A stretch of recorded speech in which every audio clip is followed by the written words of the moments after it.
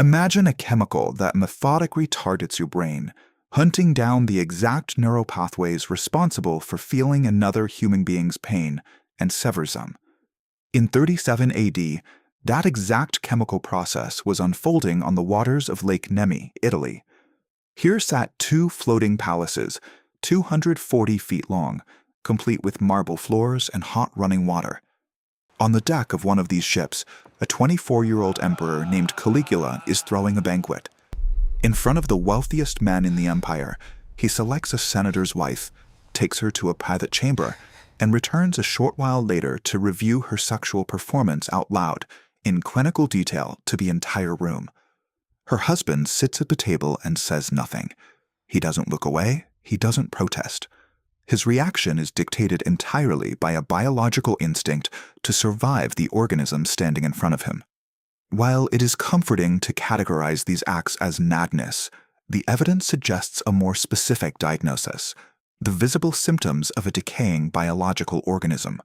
History remembers a monster, but the clinical record suggests a measurable physical breakdown of the brain's internal circuitry. Absolute power is more than a political prize. It operates as a neurological pathogen that physically alters the brain's architecture. This pathogen survived the fall of Rome. It is the exact same biological process currently observed in the minds of the people in business suits running modern countries. Before he was an emperor, Gaius, nicknamed Caligula, or Little Boots by the Roman legions, was a child whose family was systematically erased. His mother was starved to death and his brothers were slaughtered by the paranoid emperor Tiberius. For 6 years, the boy was forced into exile on the island of Capri. He lived every day under the direct supervision of the man who murdered his family, waking up each morning knowing his own execution could be ordered by lunchtime. Severe, prolonged childhood trauma leaves a physical scar. It targets the amygdala, the brain's fear center. Instead of developing a normal stress response, his amygdala became hyperactive, locked into a permanent 24-hour state of fight or flight. Over time, this chronic exposure to terror physically hardwired his neural pathways to expect betrayal from every single person he met. This trauma left his baseline reality broken, leaving him uniquely vulnerable to the biological effects of total power.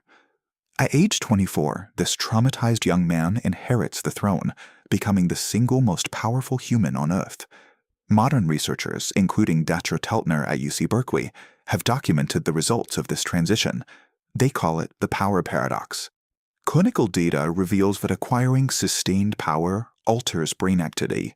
It produces behavioral changes identical to patients who have suffered traumatic physical damage to their frontal lobes, causing them to become impulsive and blind to risk. This shift specifically anesthetizes the mirror neuron system. This is the precise neurological circuitry responsible for human empathy, the mechanism that lets you feel what someone else is feeling. Caligula literally lacked the physical capacity to perceive the senators around him as human beings. Their pain did not register. To a mind trying to soothe its own paranoia, other people became mere objects and tools for survival. Power also creates a biological trap through dopamine. The brain builds a tolerance to pleasure, meaning a rush of dopamine on day 1 registers as dull, numb background noise by day 100. To maintain a chemical baseline, Caligula's paranoia escalated. He moved the families of high-ranking senators into the imperial palace, turning the center of Roman government into a hostage-taking facility masquerading as a high society brothel. Normal stimuli failed to register. To feel any baseline stimulation, his brain required reality itself to bend to his will. He replaced the heads of statues of the gods with his own face. He built an ivory stable for his horse and joked about making the animal a consul. He even marched his army to the English Channel, ordering his legions to draw their swords and wage war on Neptune by hacking at the ocean waves. These bizarre acts represent the desperate, thrashing attempts of an empathy-starved organism to squeeze a dopamine hit from a hollowed-out brain. In January 41 AD, the disease reached its terminal stage. Deep within a stone tunnel beneath the palace, the Praetorian guards closed in around him. In the narrow, silent dark, the organism was violently terminated by 30 stab wounds. The Roman Empire celebrated the death of a monster. They didn't realize they were witnessing the end of a single recurring biological cycle. The human brain has an evolutionary limit.